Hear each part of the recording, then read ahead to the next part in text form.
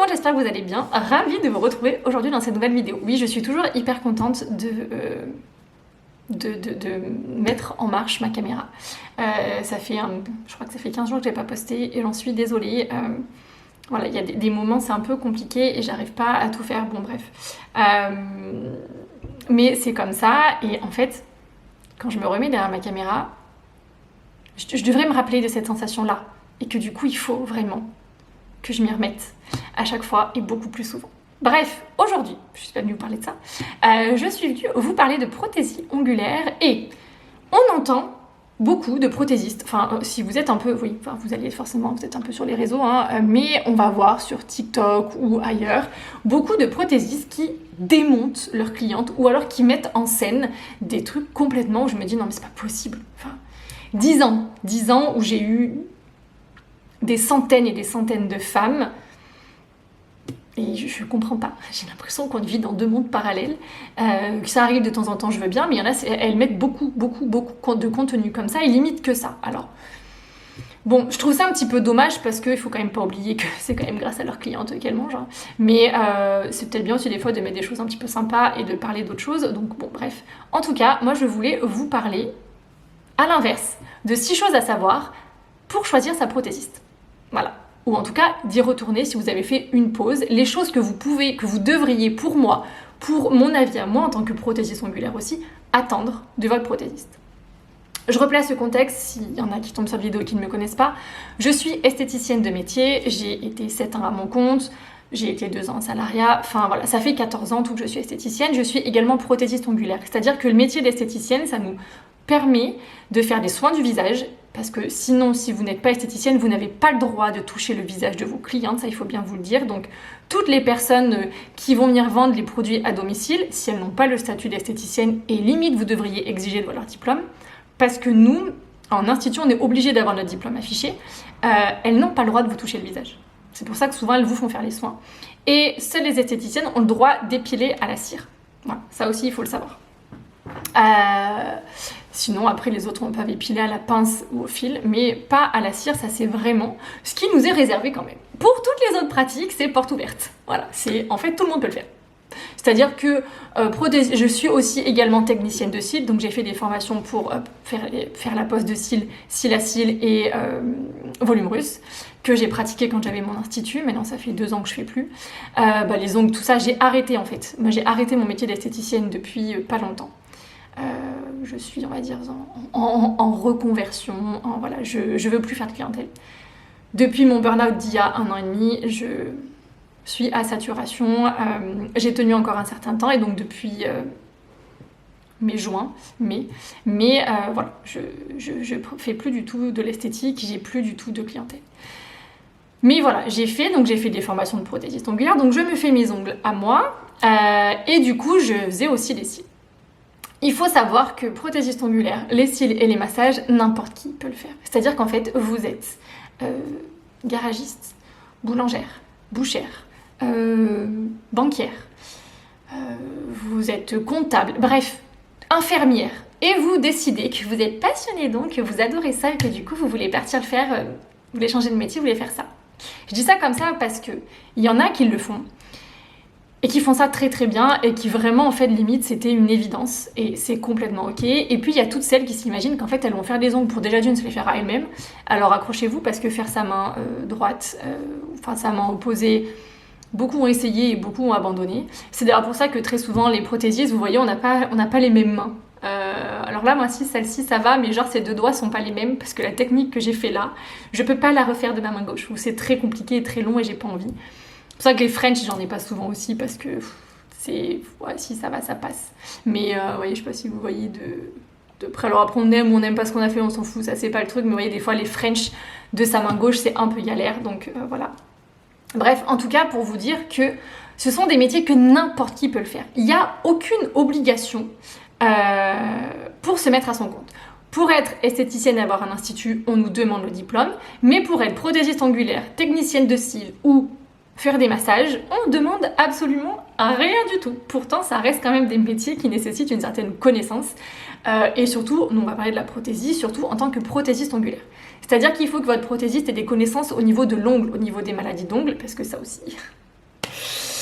voilà, au niveau de l'hygiène, au niveau de plein de choses en fait. Voilà, ça reste un vrai métier, même si beaucoup s'imaginent que faire des ongles c'est hyper simple et que 3 tutos YouTube, TikTok ou ce que vous voulez, ça fonctionne. Non. D'ailleurs pour ça que vous voyez beaucoup de personnes qui décident de changer de métier, de faire ça, de se mettre à leur compte en se disant ça va être pépère, je vais pas bosser beaucoup, je vais gagner beaucoup d'argent et dans un an je vais pouvoir gérer mon planning. Je ferai peut-être aussi une vidéo là-dessus sur le côté entrepreneuriat, planning, tout ça, parce qu'on vous vend un peu du rêve hein, quand même, la réalité c'est un petit peu autre chose. Mais voilà, beaucoup font ça et donc beaucoup arrêtent au bout de 6 mois, 1 an, parce que aussi l'onglerie et même les cils, ça demande beaucoup d'entraînement avant de réussir à faire des poses vraiment qu'on gère de A à Z et où on va être contente. En tout cas, moi je trouve, après, s'il y a des prothésistes dans le lot qui trouvent que non, c'est hyper facile et qu'en 1 mois, elles ont réussi à faire des poses absolument parfaites, qu'elles me le disent, mais sinon, voilà. C'est beaucoup d'arrachage de cheveux, de refaire, de redéfaire, mais quand on est passionné, il n'y a aucun problème. Bref, tout ça pour vous dire qu'en fait, beaucoup de prothésistes démontent leurs clientes, mais il y a beaucoup de prothésistes qui devraient pas être là. Franchement, on va pas se mentir. Donc, dans cette vidéo, cette intro est extrêmement longue, on va parler de 6 choses à savoir, importantes pour moi, pour choisir votre prothésiste ou pour décider si après un rendez-vous, vous allez y retourner. Il va y avoir 2-3 petites choses qui, déjà, au départ, vont pouvoir vous mettre la puce à l'oreille. 2 choses, précisément. Et après, les autres, ça va être au moment du rendez-vous, vous allez vous dire, ok, est-ce que je vais bien faire mon remplissage ou est-ce que je reviendrai, est-ce que je la conseillerai, bref, vous avez compris l'idée. Est-ce que je reviendrai quoi qu'il arrive. Et voilà. Voilà, parce qu'il y en a vraiment où, je vous dis, c'est des dangers publics, donc installez-vous. Cette intro était longue, du coup, ce qui veut dire que ça va être long. Première chose à savoir, ce qu'on fait toutes, et moi la première, si j'avais à chercher une prothésiste, et que d'ailleurs je regarde, et d'ailleurs c'est pour ça que j'aime bien aller voir le travail qu'elles font et tout, et il y en a, franchement, il y en a beaucoup, hein, c'est des... Je me dis que si je pouvais, j'irais bien les voir, mais il y en a qui sont souvent très loin, mais voilà. La chose qu'on fait quand on va chercher sa prothésiste ongulaire, c'est qu'on va aller sur les réseaux, bien évidemment. Alors, en étant vieille, je vais sur Instagram ou voir sur Facebook. Facebook, c'est très rare quand même, je suis encore pas si vieille que ça. Mais en tout cas, je vais aller voir sur Instagram. Et il y a une chose qui déjà est un énorme red flag, mais un énorme, même pas vous l'appelez. C'est-à-dire qu'il y a quand même des prothésistes, des filles, qui prennent les photos des autres pour alimenter leur propre compte. Voilà. Donc déjà rien que là, ça veut dire que si la fille ne met pas son travail, c'est qu'il y a un problème. Vraiment. Si elle prend les photos des autres, c'est du vol. Clairement aussi. Et ce qui veut dire qu'elle n'est pas contente de son travail. Il ne faut pas se fier à la quantité de photos. Pour avoir été dans ce cas de figure-là, alors encore une fois, je ne faisais pas que ça. Je ne faisais pas que ça toute la journée. Parce que je faisais les soins du visage, les massages, bref, je faisais des soins esthétiques, lumière pulsée, minceur, enfin bon, bref, vous avez compris l'idée. Je faisais pas que des ongles, donc j'avais pas non plus une quantité de clientèle, et clairement, pour moi, ce n'était pas une prestation qui était rentable avec l'institut que j'avais, donc au final, j'en faisais de moins en moins au bout d'un moment. J'ai mis du temps à le comprendre, mais voilà. En tout cas, en fait, quand on fait des formations d'onglerie, sérieuse, on nous apprend, on nous montre, on nous conseille de faire des belles photos, de mettre ci, des bas comme on voit, sous la lumière, de faire des trucs comme ça, comme ça, comme ça. Bon, en fait, comment vous dire qu'en clientèle, t'as pas que ça à faire et la cliente non plus. Quand déjà elle est passée 1h30 voire 2h chez toi, elle a pas très envie de prendre des poses de main, non. Donc moi je faisais des photos basiques hein, sur le repose-main, voilà, le truc un peu très bateau, mais voilà, j'avais pas que ça à faire, donc déjà j'essayais de faire des photos quand j'en faisais et quand j'étais entièrement satisfaite de mes poses. Mais donc il ne faut pas se fier à la quantité, mais il faut se fier déjà à voir si c'est le travail qui va être fait. En fait, sur certaines photos, alors il y en a qui vont être assez fortes parce qu'elles vont piquer des photos, il n'y a pas de logo, il n'y a pas de nom, mais il y en a où, là tu te dis, elles réfléchissent quand même pas beaucoup, c'est qu'en fait, elles prennent des photos où il y a les noms des filles.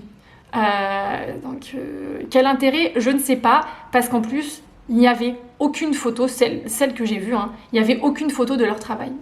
Donc, ça, clairement, vous partez en fait. Quand vous voyez que la fille n'utilise pas ses propres photos, mais il vaut mieux qu'il y ait 3 photos ou 4 photos de son travail, qu'il y en ait des dizaines et des dizaines, et qu'en fait, il n'y en ait aucune d'elles. Parce que derrière, ce qui veut dire que son travail est peut-être pas de si bonne qualité que ça. Donc déjà, si vous voyez ça, si vous voyez sur la photo le nom avec un arrobase, ou en tout cas qui ne correspondent pas à elle, et ben vous partez.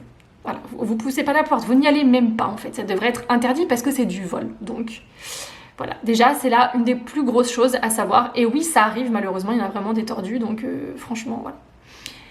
Deuxième chose, ça va faire un petit peu, je pense, hurler beaucoup, mais une prothésiste qui a fait des formations avec des prothésistes, avec des formatrices sérieuses, des personnes qui sont dans le métier depuis de nombreuses années, qui savent de quoi elles parlent, les tarifs. Une prothésiste qui vous prend une extension d'ongle à 20, 30 euros, 40, non. Alors déjà, c'est que soit c'est du travail pas déclaré, donc faire que ça, c'est moyen quand même, parce qu'il y a quand même des femmes, des personnes qui veulent vivre de ça, qui vraiment c'est leur travail à temps plein, donc c'est un peu dégueulasse quand même au bout d'un moment. Posez-vous toujours la question, est-ce que vous auriez envie qu'on vous fasse ça dans votre métier? Est-ce que vous auriez envie que la banquière, boulangère d'à côté, garagiste fasse en gros que son taf au black et que en fait les gens viennent pas chez vous parce que du coup forcément qu'elle divise les prix quasiment par deux? Est-ce que vous auriez envie, et que du coup, vous, ça joue sur votre salaire? Est-ce que vous auriez envie de ça? J'imagine que non, donc essayez, franchement, s'il vous plaît, de ne pas le faire, parce que c'est un peu dégueulasse pour les personnes qui vraiment vivent, nourrissent leur famille, en fait, avec ça. J'ai un peu du mal à parler des fois, pardon. Donc, voilà. Un tarif d'une pause faite par une professionnelle qui fait son métier à plein temps dans l'onglerie. Une extension d'ongle, c'est en moyenne, allez, entre minimum 50-55 euros et plus. Oui, je suis désolée, c'est un luxe que pas tout le monde ne peut se le permettre. Faire une pause à 20 ou 30 ou 40 euros, je sais même pas pourquoi elle travaille. Alors soit c'est Speedy Gonzalez, en 1 heure, elles vous ont bâclé le travail et c'est dégueulasse, parce que très souvent ça peut être ça. Il y en a qui peuvent travailler très vite et très bien en 1 heure, faire vraiment de l'extension. C'est pas de l'extension au chablon, c'est pas... Voilà. Ou alors vraiment elles font que ça et elles bombardent. Mais j'ai des gros doutes quand même. Pourquoi pas, mais en tout cas voilà. Mais si la personne a été bien formée et qu'elle est sérieuse, je suis désolée, au-dessous de 50 euros, c'est qu'il y a un truc. Bien évidemment, si elle vous dit espèce acceptée, qu'elle accepte que les espèces. Je ne vous fais pas un dessin, vous savez très bien ce que ça veut dire, donc c'est pareil, posez-vous encore les bonnes questions. Mettez-vous toujours au truc, c'est est-ce que vous auriez envie qu'on vous le fasse? Moi, c'est souvent ce que j'essaie de... Et c'est ce que j'inculque à ma fille. Hein. Mais voilà, essayez toujours de vous poser cette question, même si je sais que oui, tout le monde a envie d'avoir des ongles, et qu'on ne... Voilà, que ça reste du luxe. On a un métier de luxe dans la beauté, malheureusement, c'est ça. Mais il faut aussi qu'on en vive, il faut aussi qu'on mange. Et une pause à 60 euros, 2 heures, dites-vous bien qu'il lui reste 7 euros dans la poche une fois qu'elle a payé toutes ses charges. La question que j'ai à vous poser, c'est est-ce que vous avez envie de travailler pour 7 euros de l'heure? Voilà. Franchement, je suis pas sûre du tout que vous avez envie de ça. Donc, voilà. Si c'est trop bas, c'est que franchement, pour moi, il y a un truc. Alors, soit il y a aussi des fois ce cas de figure où la personne se sent pas légitime, bref, il y a tout un côté entre guillemets psychologique, mais franchement, si c'est trop bas, c'est louche. Donc, pareil, j'aurais envie de vous dire, tracez votre route et mettez-y un peu plus cher. Je dis pas que toutes celles qui sont chères font de l'excellent travail, après il y a d'autres choses à voir, hein, mais en tout cas, une vraie professionnelle, une vraie prothésiste ongulaire professionnelle, elle ne fait pas une pause à 30 euros d'extension, je parle. Un semi, c'est à peu près aux ces alentours-là, hein. C'est 30-35, voire même 40 des fois, mais une extension d'ongle, c'est pas 30 euros. Voilà. Assurez-vous aussi, parce que il y a eu un gros débat sur TikTok, j'ai vu cet été, j'en ai eu entendu parler là il y a genre 2 jours, j'étais assez étonnée, d'une influenceuse, bref, qui voulait un partenariat, qui n'a pas eu, bref, avec une autre, une prothésiste, et la prothésiste avait 15 ans. Voilà. Juste pour vous préciser, le travail des enfants est interdit, donc si elle n'est pas majeure, on ne va pas la faire travailler. Je veux bien qu'il faut qu'elle ait envie de se faire de l'argent entre ses cours et tout ça, et elle va aux fruits. Hein, voilà, elle va travailler dans des endroits, parce que j'imagine qu'elle fait des études et qu'elle fait pas des études de prothésie ongulaire à 15 ans. Ou peut-être, mais je suis pas sûre. Donc, à un moment donné, alors c'est très bien, elle a envie de travailler, hein, mais il faut aussi se dire que ça prend le travail d'une personne. Est-ce que vous avez envie qu'on vous prenne votre travail, ce qui fait manger votre famille, ce qui vous permet de partir en vacances, ce qui vous permet de payer des choses à vos enfants? Vous voyez l'idée en fait. Voilà. Toujours, voilà. Donc il y a aussi cet aspect-là, donc ça fait 7 choses, mais assurez-vous que la personne soit majeure. C'est mieux quand même. Autre point qu'il faut prendre en compte. Une prothésiste ongulaire, pour moi, doit proposer plusieurs techniques. Si elle en propose qu'une, elle va cibler qu'un certain type de clientèle. Ce qu'il faut savoir, c'est que dans la prothésie, il y a différentes techniques. Vous allez avoir la pose chablon, vous allez avoir des capsules, vous allez avoir des capsules américaines, vous allez avoir les pop-it, vous allez avoir la fibre, même je crois, il y avait un moment donné, mais ça on n'en a pas trop entendu parler, vous allez avoir les... Comment ça s'appelle là, quand ça tremble, la porcelaine. Bref, vous avez différentes techniques.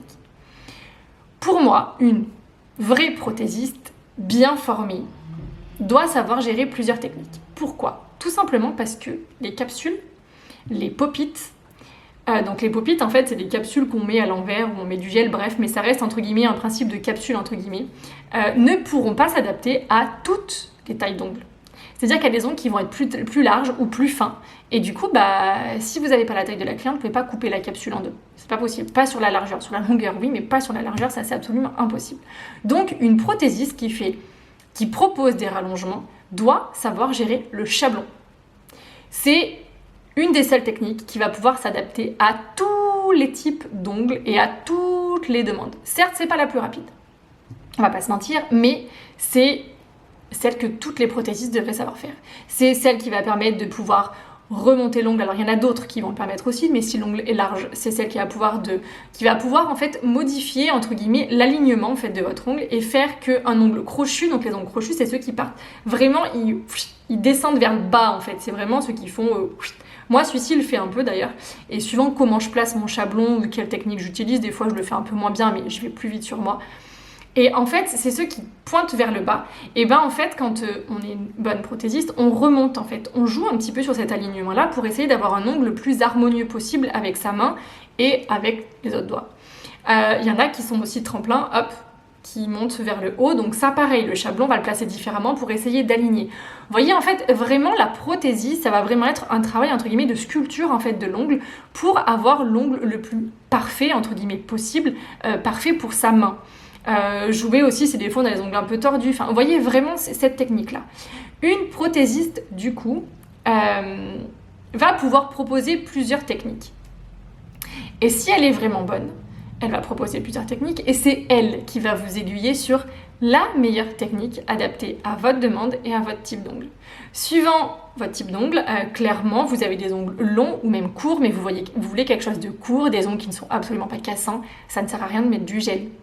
Vous allez plus faire rester sur du semi-renforcé. Et en fait, vous, souvent, les personnes, moi je me rappelle quand on m'appelait, je veux des ongles. Voilà, je veux des ongles, ça allait pas plus loin. Mais en fait, les ongles, c'est hyper large. Vous avez tellement de techniques qu'en fait, après, c'est à nous de nous adapter, à poser des questions déjà au téléphone, à creuser un petit peu plus pour savoir ce qui va être le plus adapté à vous. Donc, une bonne prothésiste va pouvoir vous proposer différentes techniques et vous conseiller. C'est pas vous qui arrivez en disant ok, moi je veux des pop-it parce que j'ai vu que c'était à la mode. En fait, dites-vous que le résultat ça sera exactement le même avec toutes les techniques, mais c'est juste que, enfin, le résultat sera le même. Oui et non.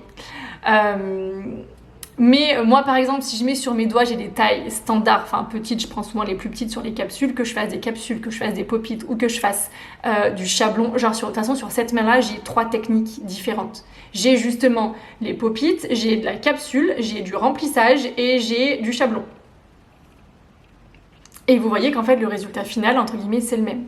Mais ce que je veux dire c'est que voilà, c'est qu'il y a différentes techniques, il y a différentes aussi textures de gel, différents gels, c'est pas vous qui allez choisir, alors moi je veux de l'acrygel ou je veux ci ou je veux ça ou je veux machin. Non, ça c'est la professionnelle en face de vous, si c'est une vraie professionnelle, qui va vous dire la technique la meilleure pour vous, pour ce que vous souhaitez et pour vos ongles. Donc ça, c'est aussi un paramètre à prendre en compte. C'est quand vous allez discuter avec elle, au premier contact, vous allez voir si vous avez affaire à une professionnelle ou à quelqu'un qui ne sait pas trop ce qu'elle fait. Un autre aspect qui est des plus importants, c'est l'hygiène. J'ai entendu de ces trucs vraiment hallucinants. Quand vous arrivez chez une prothésiste, alors si elle a un point d'eau, certaines vont carrément vous demander d'aller vous laver les mains. Ce qui est tout à fait normal, hein, parce que vous arrivez du dehors avec des mains pleines pleine de saleté, pleine de bactéries, pleine de toutes choses. Et ce qu'il faut savoir, c'est qu'il y a tout un tas de matériel qui va être désinfecté, qui va même être stérilisé pour certaines. Il existe des stérilisateurs, il y a des autoclaves qu'on peut avoir. Bon, alors comment vous dire que c'est pas toutes, c'est pas la majorité, parce que ça coûte en moyenne, je crois que j'en ai vu un 3 000 €. Donc on peut pas toutes, moi j'en avais pas, je vais pas vous mentir, on peut pas forcément toutes mettre ce budget-là, et souvent quand on commence, on le met pas. Par contre, on va désinfecter ces ustensiles. Tous. Les limes vont souvent être, moi je sais que j'avais un principe de lime qui était personnel, donc chaque cliente avait sa lime. Voilà, pour limiter, il y en a qui le font, il y en a qui le font pas, il y en a ça, après c'est encore autre chose. Mais en tout cas, tout ce qui va être en bout de fond de poseuse, tout ce qui va être table, tout ce qui va être repose-main, tout ça vont être désinfectés après chaque cliente. Et moi je sais même que mes embouts, j'ai désinfecté après chaque cliente et je les redésinfectais devant ma cliente pour qu'elle voit bien. Je les faisais tremper. Enfin, voilà, il y avait tout un autre chose que je faisais aussi. Mais en tout cas, je le faisais à la fin et je le faisais devant la cliente. Il y a le moins de poussière possible. Je dis pas qu'il n'y en a pas du tout parce que quand vous faites sur toute une journée, il y a des fois, voilà, c'est très très poussiéreux. Donc voilà. Mais en tout cas, vous arrivez dans un environnement qui est assez clean et vous voyez qu'elle est clean. La prothésiste doit elle aussi se laver les mains ou utiliser du gel hydro. Donc elle vous aura fait, alors vous lavez les mains, c'est très très rare, mais en tout cas, elle vous aura fait utiliser du gel hydroalcoolique sur toute votre main, au préalable, avant même de commencer, avant même limite que vous posiez vos mains dessus. À éviter de toucher son téléphone ou autre, ça après elle vous le disait ou pas, ça dépend. Et elle va même venir ensuite aseptiser vos ongles. Voilà, histoire d'être sûre. Elle, de son côté, va venir aussi se nettoyer les mains, d'une manière qu'elle veut, pas juste avec de l'eau, mais gel hydroalcoolique, se les laver, bref, comme elle veut. Et généralement, on met des gants pour éviter les allergies et tout ça. Ça, après, c'est pas toutes, mais souvent, on va mettre des gants. L'hygiène est absolument indispensable. Une bonne professionnelle va aussi vous refuser une pose s'il y a suspicion de mycose, et ça, c'est souvent sur les pieds. Et les mycoses, c'est hyper grave. C'est pas grave, mais c'est extrêmement contagieux. C'est-à-dire que si on dépose et qu'on repose sur une mycose, on peut nous contaminer tout notre matériel et contaminer toutes les clientes derrière. Donc ça m'est déjà arrivé, les clientes qui râlaient, je leur disais non, je vous repose pas en tout cas, nanana, et comme je leur disais, est-ce que vous auriez envie que je vous contamine avec mon matériel que j'ai utilisé pour une personne avec une mycose? Ah bah non, et bah c'est pareil, donc je vais pas vous le faire à vous non plus. Et du coup là quand même ça tiltait, et elle comprenait. Mais l'hygiène c'est indispensable.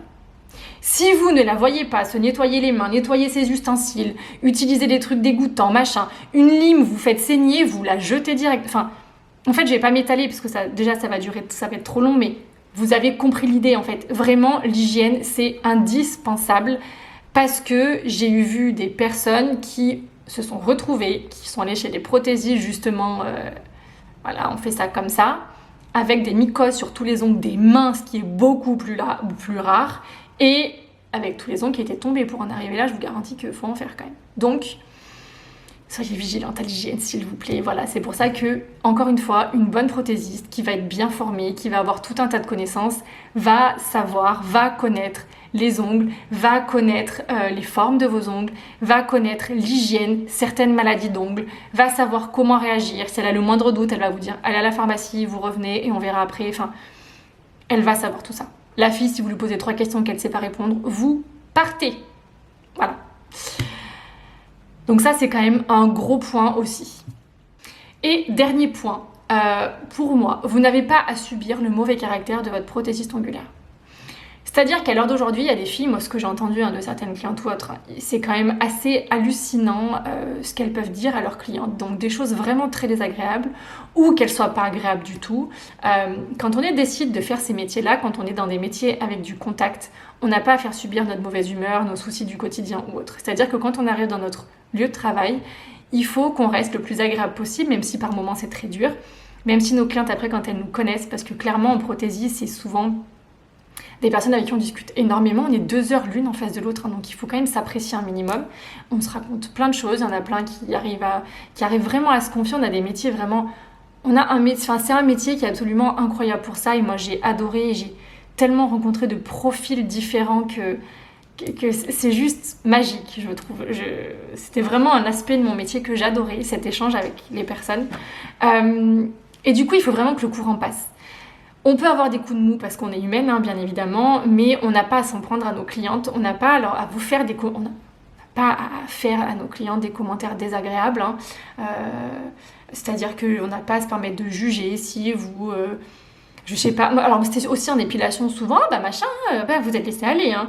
Ou même vos ongles, ah bah c'est quoi ces ongles? Ah bah vos ongles ils sont pas... Ah bah vous mangez les peaux, ah bah machin, ou à limite de vous faire engueuler en fait. Non, vraiment non.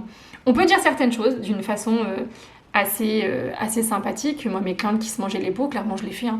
Moi je leur dis en rigolant, bah la seule chose qui fait que je me mange pas les peaux, c'est quand j'ai des ongles, sinon je les mange. Bah, c'est comme ça, c'est comme celles qui se rongent les ongles, c'est plus fort que nous en fait. Et personne n'a à vous juger de ça. Personne n'a à vous juger si vous arrivez un jour en jogging, pas maquillé, pas bien. Et ben justement, on va être là pour essayer de vous faire passer un bon moment. Et non pas de vous dire, vous êtes laissé aller aujourd'hui. Non, en fait, on s'en fout. On est toutes humaines, on est toutes des femmes. Et pour moi, dans mon monde de bisounours à moi, on devrait toutes être solidaires et toutes... s'épauler, se confier, rigoler. Enfin, vous voyez ce que je veux dire? Vraiment, je comprends pas cette animosité et vous n'avez pas à subir ça. Voilà. Comme nous, après, à l'inverse aussi, on n'a pas... Enfin, nous... Moi, alors je me dis nous parce que je me... Voilà, mais même si je suis plus dedans, mais je me suis toujours laissé le droit de... J'ai pas à subir la mauvaise humeur des clientes, en fait. C'est-à-dire que si la cliente est absolument exécrable, elle part. Voilà, moi je m'en fous, enfin je m'en foutais de l'argent, c'était pas ça, mais j'ai pas à subir le côté hyper désagréable d'une cliente hautaine qui va arriver, qui se prend pas pour n'importe qui, machin, non, pas du tout. Et par chance, j'en ai jamais vraiment eu en fait, donc voilà. Mais en tout cas, vous, à l'inverse, comme nous on n'a pas à subir, vous n'avez pas aussi à subir le mauvais caractère de la prothésiste oculaire, entre guillemets. Voilà. J'espère que ça vous aura aiguillé un petit peu, je suis partie un peu, mais il y a tellement de choses à dire que du coup, voilà. N'hésitez pas à me dire si ce type de format-là peut vous intéresser un petit peu sur ce qu'il y a à savoir dans les instituts aussi, parce que je sais que beaucoup ont une très mauvaise image des instituts. Mais on peut aussi être très sympa dans les instituts, hein. Il n'y a pas que des filles très superficielles ou pas sympas, ou qui taillent leurs clientes sur les réseaux, parce que pas du tout. Même si je vous dis, moi j'ai fait une vidéo sur certaines choses, parce qu'il y a quand même certaines choses qui étaient... très grosse, mais non, voilà, on a vraiment, c'est un chouette métier, c'est un chouette échange, et il faut vous dire que votre prothésiste ou votre esthéticienne est clairement peut être là pour vous, et là pour vous écouter, et là pour, mais sûrement pas là pour vous juger ou pour vous faire quelques réflexions fort désagréables, si vous êtes sympathique, si vous êtes, voilà, n'hésitez pas à me dire en commentaire si ce type de format-là vous plaît, et je pourrais essayer d'en faire un peu plus sur différentes choses, de plein de sujets différents, ça me dit. Voilà, n'hésitez pas, je vous fais des bisous, je vous dis à très vite, et prenez soin de vous. Bye bye, bisous.